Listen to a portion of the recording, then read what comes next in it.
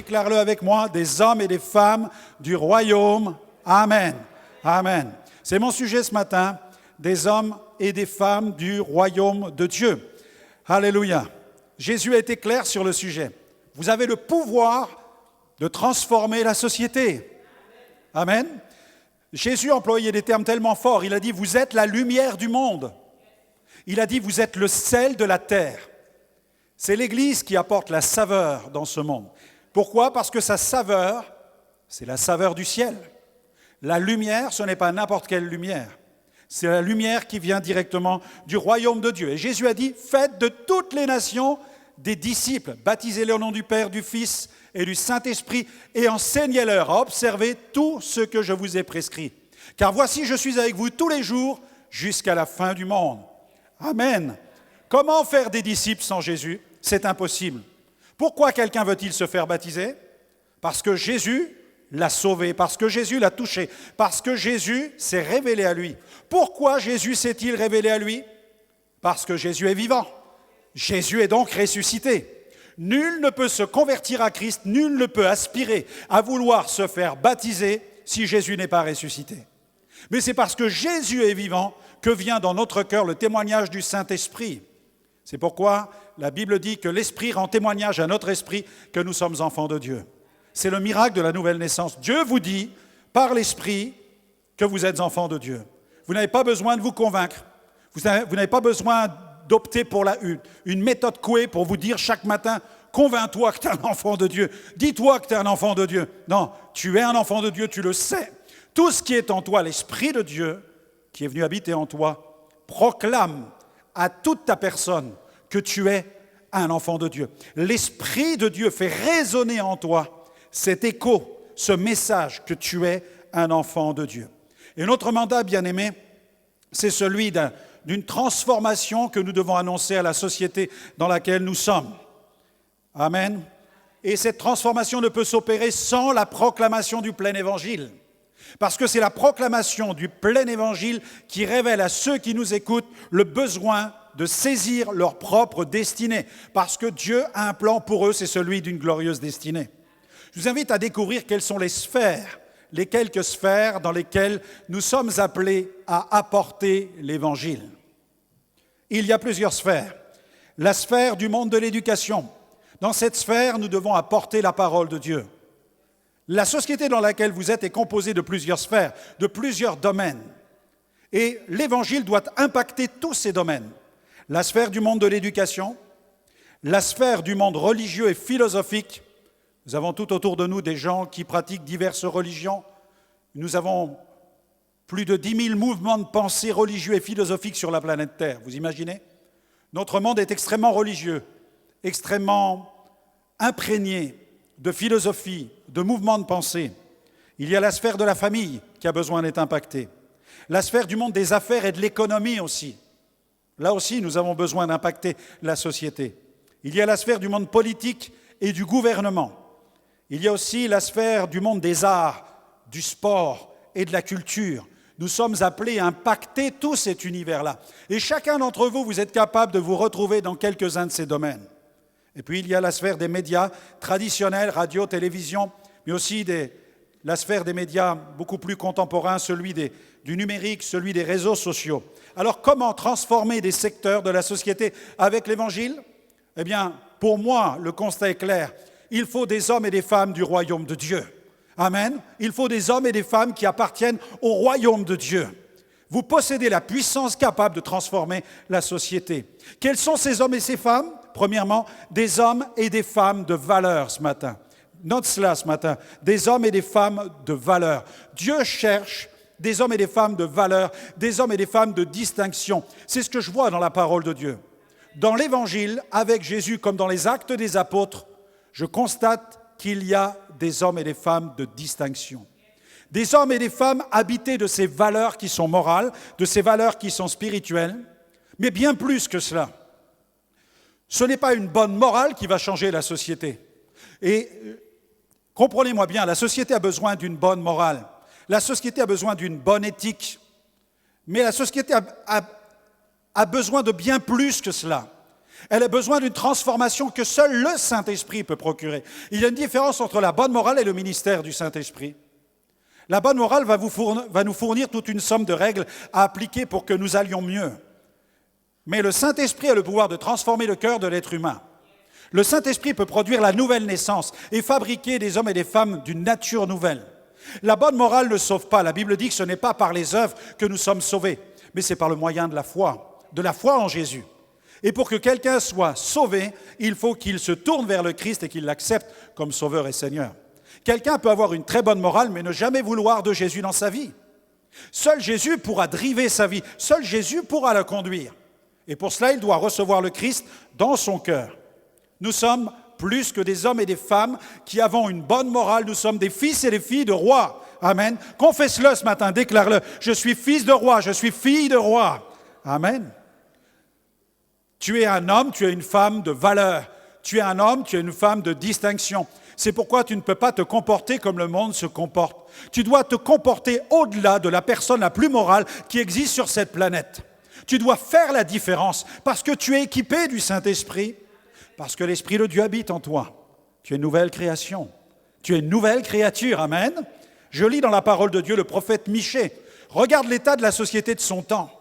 Et il est angoissé quand il dit, dans Michée chapitre 7, verset 2, « L'homme de bien a disparu du pays. » L'homme de bien a disparu du pays. Il n'y a plus de juste parmi les hommes.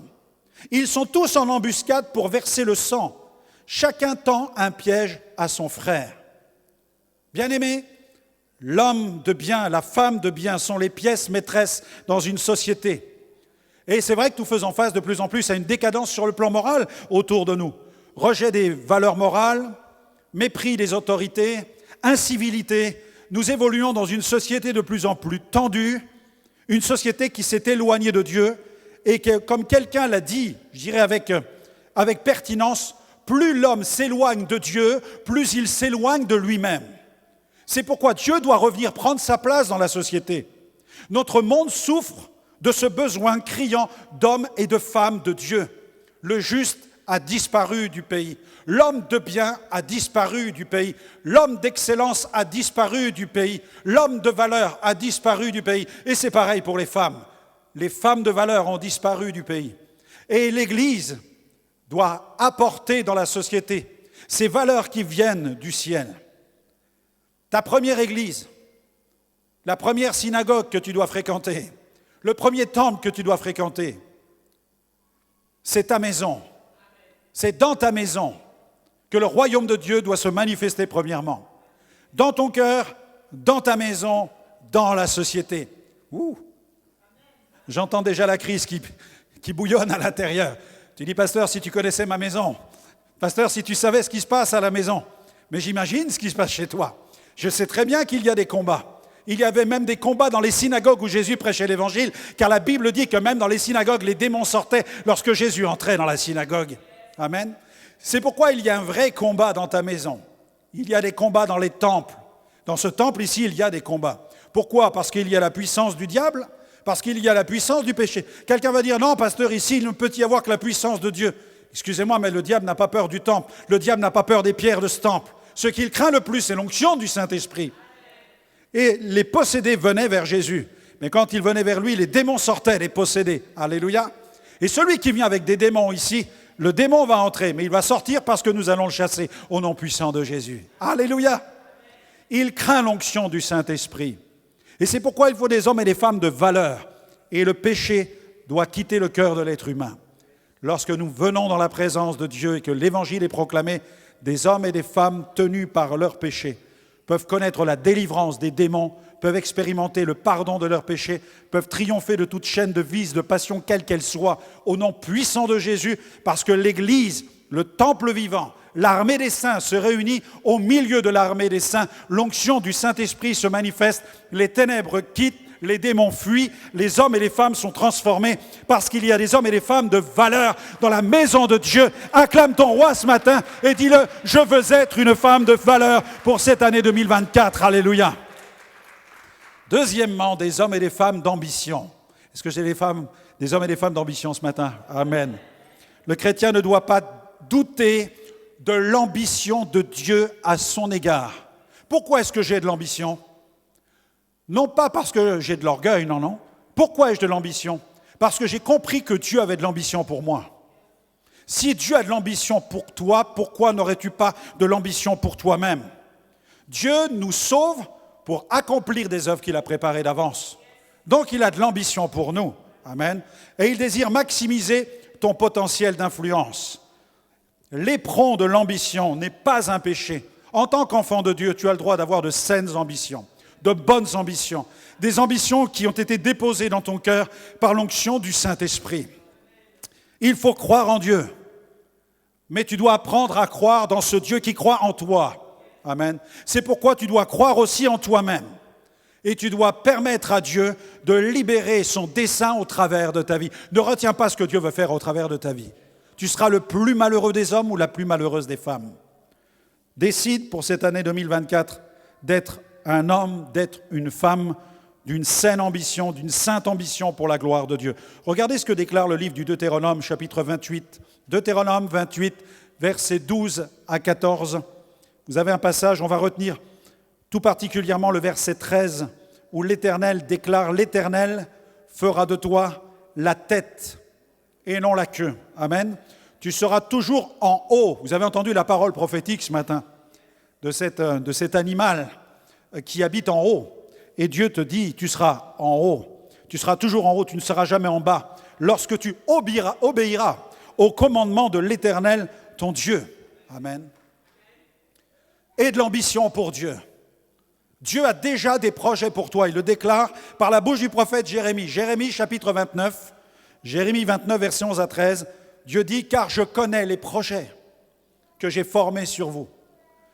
Dieu ne se lève pas un bon matin en disant, tiens, ça serait bien que j'élabore un projet pour le frère un tel ou pour la sœur un tel. Non. Dieu a déjà anticipé, préparé des projets pour ta vie. Moi, c'est ce qui m'enthousiasme en tant que pasteur. C'est de me dire que Dieu a toujours des projets en réserve pour mon service. Dieu a toujours en réserve des projets qui vont me permettre d'être le canal d'une bénédiction pour ceux qui m'écoutent, pour ceux que je sers. Et il dit, je connais les projets que j'ai formés sur vous, dit l'Éternel, projets de paix et non de malheur, afin de vous donner un avenir et de l'espérance. Quand tu es dans l'épreuve en tant que chrétien, ne dis pas que le malheur t'atteint. Le malheur ne peut pas t'atteindre. L'épreuve, tu peux la traverser. L'épreuve, tu veux la connaître. Mais tu n'es pas sous la malédiction, tu es sous la bénédiction. Et que quand tu es dans l'épreuve, ne dis pas « le malheur me frappe ». Non, l'épreuve t'atteint. Mais tu vas la traverser avec l'aide de Dieu. Dieu n'a pas promis que tu n'aurais pas de souffrance, mais il a promis de venir remplir par sa présence ta souffrance. Amen. Gloire à Dieu. Je connais les projets que j'ai formés sur vous. Des projets de paix et non de malheur afin de vous donner un avenir et de l'espérance. Vous m'invoquerez et vous partirez. Vous me prierez, je vous exaucerai. Vous me chercherez, vous me trouverez. Et vous me cherchez, si vous me cherchez de tout votre cœur. Amen. La question est là. Est-ce que nous cherchons Dieu de tout notre cœur? Là, le défi nous est lancé de dire, Seigneur, je veux que cette année soit une année où je vais vraiment chercher ton cœur. Je vais réformer mes voies. Je t'ai servi en 2023, mais je souhaite que 2024 soit encore plus intense. Je t'ai donné beaucoup cette année, j'ai eu l'impression de donner beaucoup, mais je m'engage à donner plus de ma vie au cours de cette année, parce que toi, tu as su tout donner pour moi. Il dit les projets. Le terme projet a été traduit de l'hébreu, machashaba, et ce terme peut revêtir différents sens comme des inventions, des pensées, des projets. Dieu a prévu des choses qu'il a inventées pour toi. Ce ne sont pas des projets copier-coller. Parce que tu peux envier ton frère ou ta sœur de dire « Waouh, quel ministère! Waouh, quel service! Oh, la place qu'il vient d'obtenir maintenant dans l'Église! Regarde le service, la place qu'il occupe maintenant dans l'Église! J'aurais tellement aimé faire ça à sa place! » Dieu est celui qui va créer des projets. Il est capable d'inventer quelque chose de nouveau. Il a même déjà inventé un projet spécial pour toi. Gloire à Dieu. Des inventions. Et il y a même des pensées. Dans les projets de Dieu, il y a le déversement de pensées dans notre esprit. Amen. Souvent, quand Dieu a un projet pour mon service, j'ai l'impression d'être enceinte sur le plan spirituel. Je sens que ça vient. J'ai l'impression que je vais accoucher de quelque chose, c'est bizarre. Je ne sais pas comment ça vous fait, vous, mais j'ai l'impression d'être enceinte, spirituellement parlant, de quelque chose. Je dis, il y a quelque chose qui va sortir. Je ne sais pas quoi, mais il y a quelque chose qui va arriver. Dieu est en train de préparer quelque chose. Ma vie intérieure est en ébullition. Et Dieu va faire sauter le bouchon et il y a quelque chose de magnifique qui va se produire. Et ça peut être une nouvelle idée, ça peut être un nouveau projet, ça peut être un nouveau service, quelque chose que Dieu me donne, qu'il déverse dans mon cœur et je sais qu'il est en train de le préparer et je sais qu'il me demande de le faire. Vous n'êtes pas comme moi, non? Amen, vous êtes pareil? Amen, ça va, ça me rassure. Gloire à Dieu. Les projets, les pensées, des choses, des inventions. Et il nous faut donc répondre à l'appel de Dieu qui va nous remplir d'une vitalité incroyable pour accomplir ces projets. Mais ne faisons pas l'erreur de ne pas inviter Dieu dans tous nos projets, parce que nous devons avoir de l'ambition avec Dieu. Amen. Sois un ambitieux avec Dieu, jamais un ambitieux sans Dieu. Regardez ce que la Bible déclare dans le psaume 127, versets 1 à 2. Psaume 127, versets 1 à 2. « Si l'Éternel ne bâtit la maison. » Psaume 127, versets 1 à 2. Si l'Éternel ne bâtit la maison, ceux qui la bâtissent travaillent en vain. Si l'Éternel ne garde la ville, celui qui la garde veille en vain.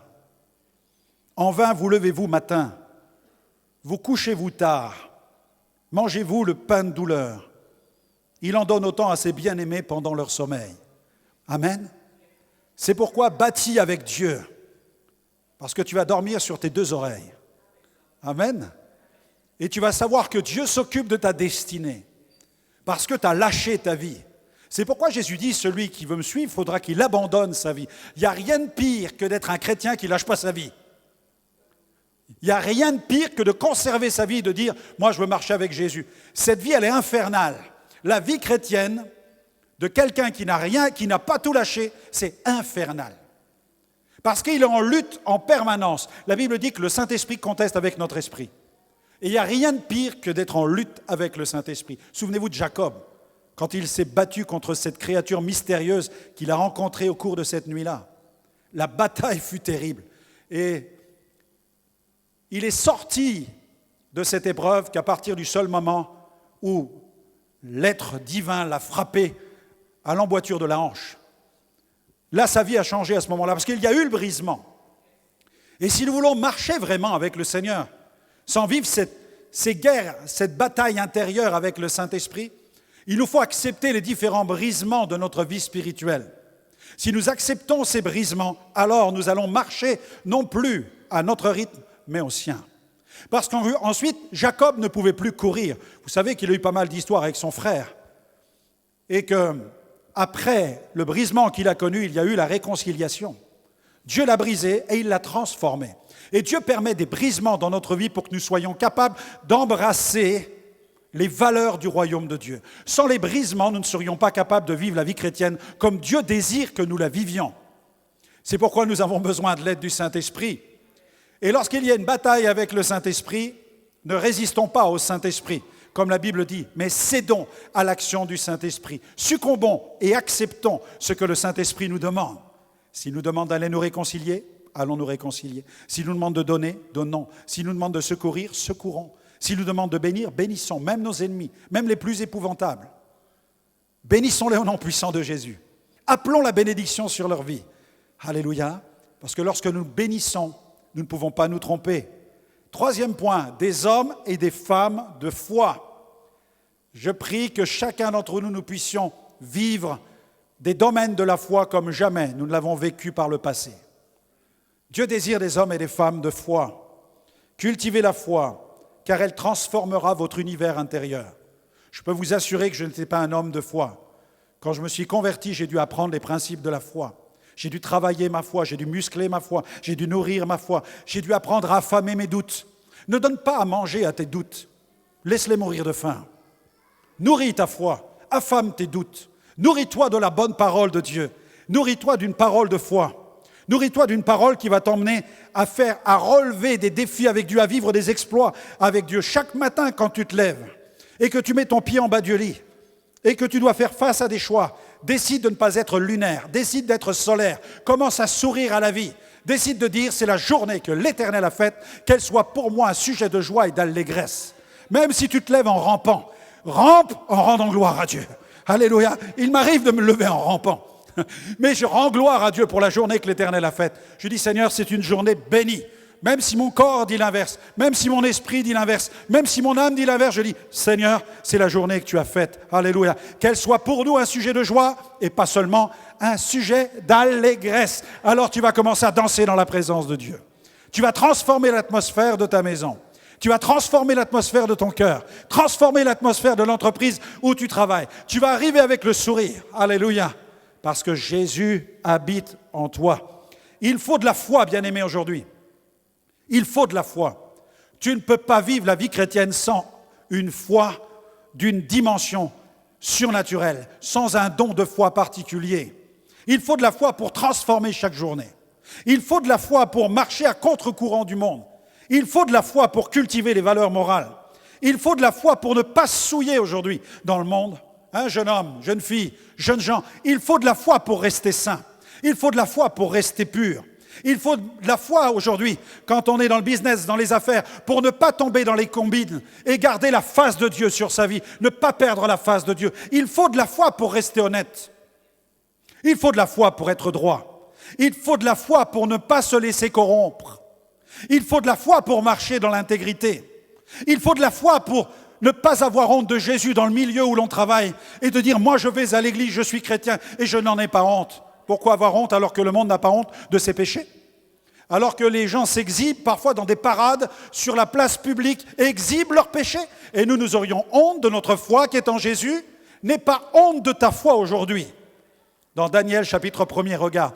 Daniel chapitre 1er, versets 8 à 9.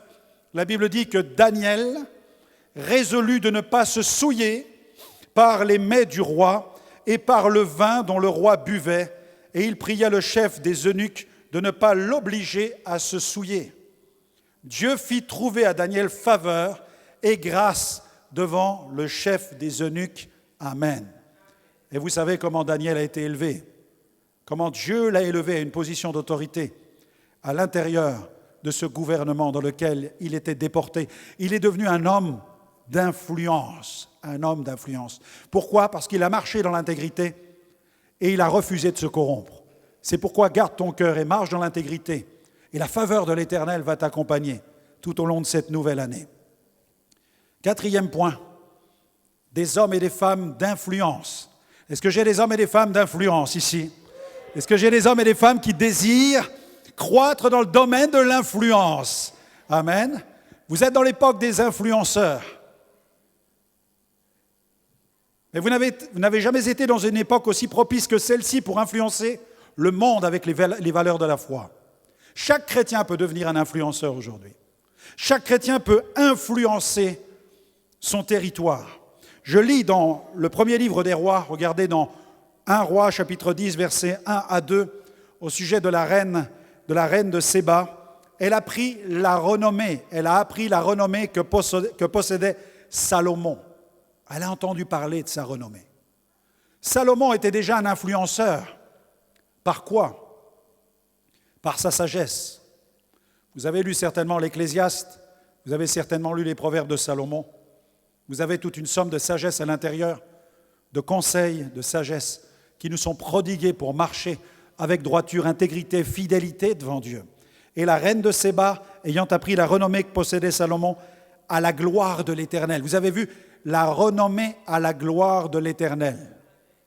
Dieu désire lever des hommes et des femmes d'influence à la gloire de l'Éternel et non pas à la gloire d'eux-mêmes, mais à la gloire de l'Éternel. J'aime beaucoup cette précision dans la parole de Dieu. Quand on lit la parole, il y a des choses, on a l'impression de passer au-dessus.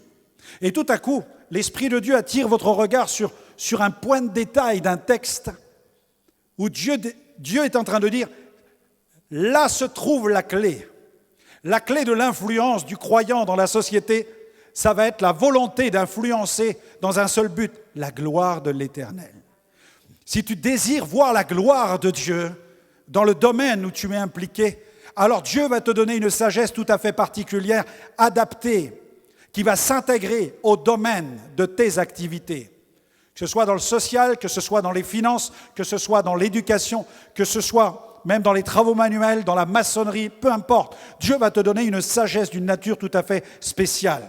Tu vas être source d'influence dans la société par ta présence, par ta réflexion, par tes capacités, par tes compétences, par ton intégrité, par ton engagement, par ta régularité, par ton implication dans l'entreprise où tu te trouves. Tu vas faire la différence avec tous ceux qui n'arrivent plus à se lever le matin pour aller au travail. Tu vas faire la différence avec tous ceux qui n'arrivent plus à aller jusqu'au bout d'une activité qu'on leur confie. Parce que nous sommes dans une société où nous nous rendons compte qu'il y a tellement de gens qui sont des missionnaires. Mais le chrétien est missionnaire dans son cœur.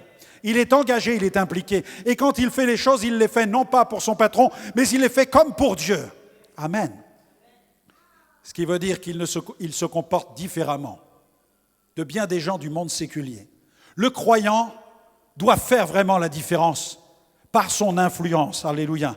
Tu es une source d'influence. Et de tout temps, ceux qui occupent les places les plus hautes de la société, dans notre société, sont ceux qui prennent des décisions. Et ceux qui prennent des décisions, ce sont ceux qui modèlent les esprits. C'est important qu'on puisse comprendre cela en tant que croyant. Tu seras la tête et non la queue. Parce que la tête, elle réfléchit. La queue, elle fait ce que dit la tête. Et c'est important que chaque chrétien, chaque enfant, chaque adolescent prenne conscience aussi des orientations qu'il va prendre sur le plan de l'éducation, de sa formation. Parce que Dieu désire qu'il puisse être un décideur dans la société. Non pas celui qui va subir les décisions de ceux qui sont en haut, mais qu'un jour il atteigne des postes où c'est lui qui prendra des décisions inspirées par Dieu et qui vont être source de bénédiction dans la société où il est. Amen. Alléluia. Dieu désire cela. C'est pourquoi la France a besoin de décideurs, la France a besoin de formateurs, la France a besoin de leaders, elle a besoin de dirigeants dans tous les domaines, médias, politiques, éducation, armée, sociale, église, des hommes et des femmes d'influence, loin du Saint-Esprit. Et cela réclame quoi? Cela réclame du travail. Cela réclame du travail. Cela réclame de l'investissement, mais aussi une vie immergée dans le Saint-Esprit. Vous avez remarqué quand le roi de Babylone a reçu des songes, c'est l'homme d'influence. Cet homme-là, le jeune Hébreu, qui manifestait cette capacité permettant d'interpréter les songes, qui est allé le voir et qui a pu interpréter ses songes et ses visions. Le jeune Hébreu était rempli du Saint-Esprit. Vous avez dans la Bible des jeunes comme Daniel, vous avez des jeunes comme Joseph, qui étaient des sources de révélation, des canaux de révélation. Et à chaque fois, Dieu s'est servi d'eux pour influencer au travers de l'onction du Saint-Esprit. C'est pourquoi, si tu veux être un homme et une femme d'influence dans le domaine de tes activités, tu dois être rempli du Saint-Esprit.